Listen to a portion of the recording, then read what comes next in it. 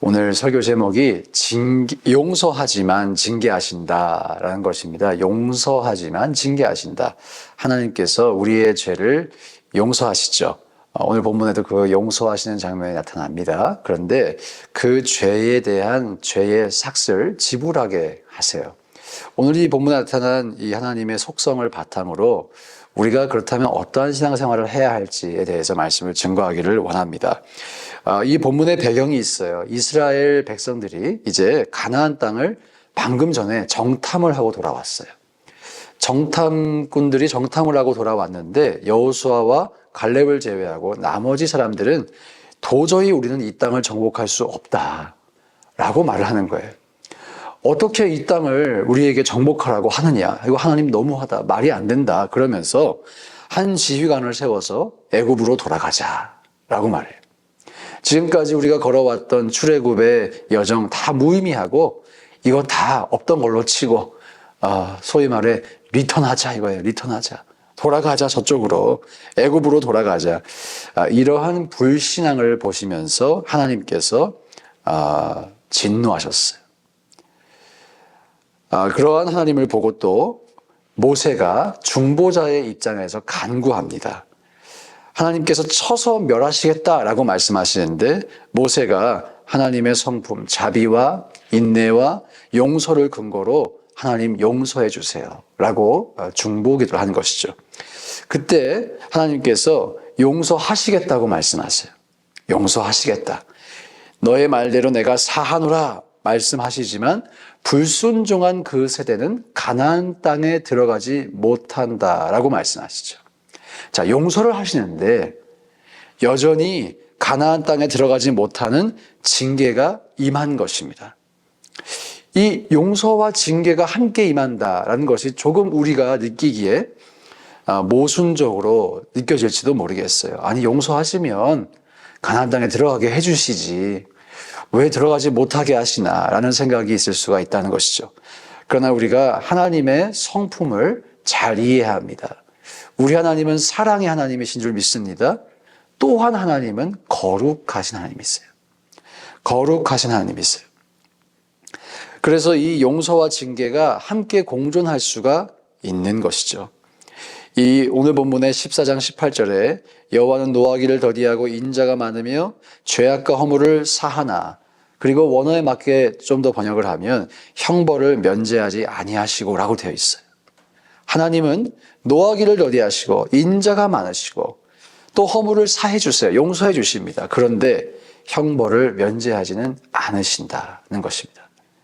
저와 여러분이 이렇게 하나님의 공의로우신 성격을 기억하고 주님의 은혜에 의지하여 기쁨과 자유함으로 신앙생활을 하지만 또한 한편으로 죄를 멀리하고 하나님의 이 엄위하심을 두렵고 또 경외해야 하는 줄로 믿습니다. 그러한 마음이 저와 여러분 가운데 필요하다라고 하는 것이죠. 그리고 이러한 하나님의 속성이 구약의 하나님에게서만 나타나는 것 아닙니까? 이런 질문이 또 있을 수가 있겠습니다. 그래서 신약의 원리에 기초해서 용서하시지만 또 징계하신다. 이 원리를 신약적으로도 설명을 드리고자 합니다. 자, 신약에서도 하나님은 여전히 죄를 용서하시면서도 징계하실까? 이렇게 우리가 질문을 던져보기를 원해요. 이것이 구약과는 조금 다른 양상으로 나타납니다. 먼저 예수 그리스도의 십자가 사역으로 인해서 죄가 근본적으로 용서받은 줄 믿습니다. 지난주에도 말씀을 드렸죠. 죄에 대한 형벌, 또 저주, 영향력에서 우리는 완전히 자유하게 된 줄로 믿습니다. 로마서 8장 1절에 그러므로 이제 그리스도 예수 안에 있는 자에게는 결코 정죄함이 있다 없다? 없어요. 없습니다. 우리는 완전히 용서받았어요. 완전히 용서받았어요. 그리고 오늘 본문의 모세가 사실 예수님의 역할을 예표하는 것이에요. 모세가 하나님과 이스라엘 백성 사이에서 중재하듯이 예수님께서 그렇게 우리의 중보자가 되어주셨죠. 예수님의 그 십자가 사역으로 인해서 우리의 죄는 완전히 용서받은 줄 믿습니다. 자, 그런데 이렇게 용서를 받았는데 그렇다면 여전히 징계가 있습니까? 라고 물어볼 수가 있겠죠. 네, 여전히 있어요. 여전히 있지만 그 징계의 목적이 달라졌어요. 이제는 그 징계를 베풀어 주실 때 사랑하는 자에게 훈육의 목적을 위해서, 그 징계를 통해서 우리가 성장하고 성숙하기 위해서 징계를 허락하신다는 것이죠. 히브리서 12장 5절부터 11절까지 읽어보면 주께서 그 사랑하신 자를 징계하신다라고 말씀하세요. 징계가 없으면 사생하다. 주께서 아들로 여기시는 사람들마다 채찍질하신다. 이런 의미가 기록이 되어 있습니다. 이 징계는 구원의 상실을 의미하는 것은 아니죠. 그것은 분명하게 해야 합니다. 우리의 죄는 완전히 용서받았기 때문에. 분명히 우리는 구원받습니다. 예수를 믿음으로. 오히려 이 징계는 우리가 거룩함에 이르기 위한 아버지의 훈련이라고 말할 수가 있을 것입니다. 그래서 이 구약과 신약을 비교해 본다면 이 민수기 14장에서 용서가 모세를 통해서 이루어졌다면 신약에서는 예수님을 통해서 용서가 이루어진다.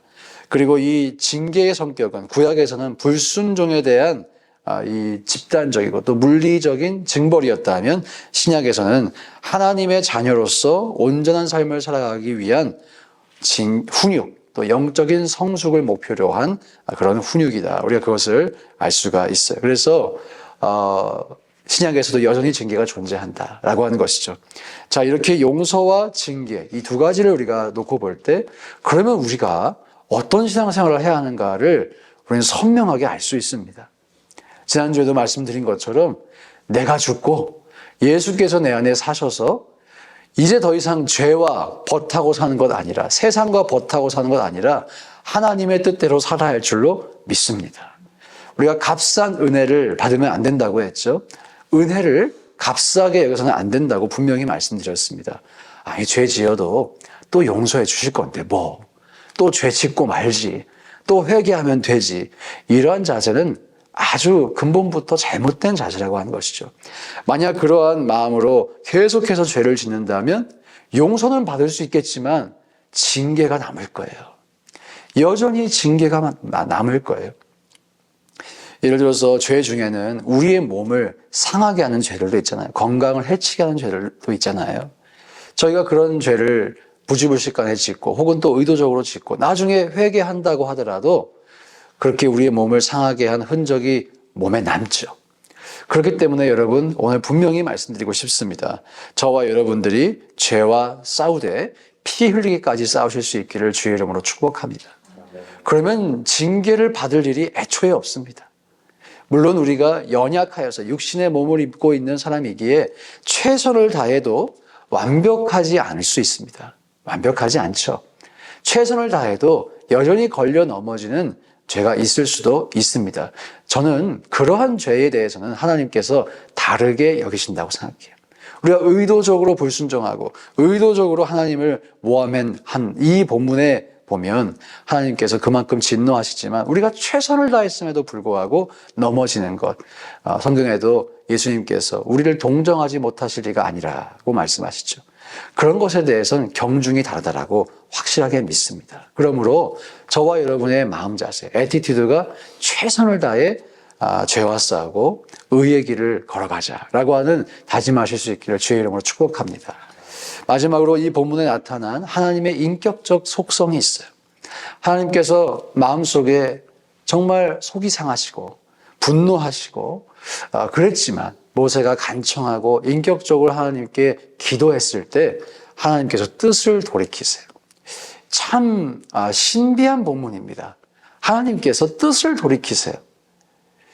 주님께서 얼마나 인격적이신지를 오늘 본문이 증거하고 있는 것이죠. 저와 여러분이 이렇게 인격적이신 하나님과 교제한다는 사실을 꼭 기억하셨으면 좋겠습니다. 하나님은 기계가 아니세요. 밴딩머신처럼 회개합니다, 회개합니다. 그래서 회개를 얻어내는 그런 거래적인 관계가 아니.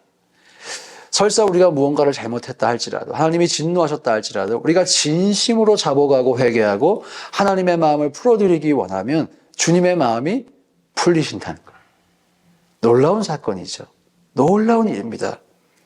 또 우리가 진심으로 주님께 구하고 간구하고 필요한 것을 요청할 때 하나님께서 들으신다는 거예요. 인격적이신 하나님. 저와 여러분이 오늘도 이 인격적이신 하나님 앞에 나왔습니다. 기도하러 나오셨어요. 이 새벽에 그 하나님을 만나고 돌아가시기를, 또 응답을 얻고 돌아가시기를 주님의 이름으로 축복합니다. 함께 이 시간 기도하실 때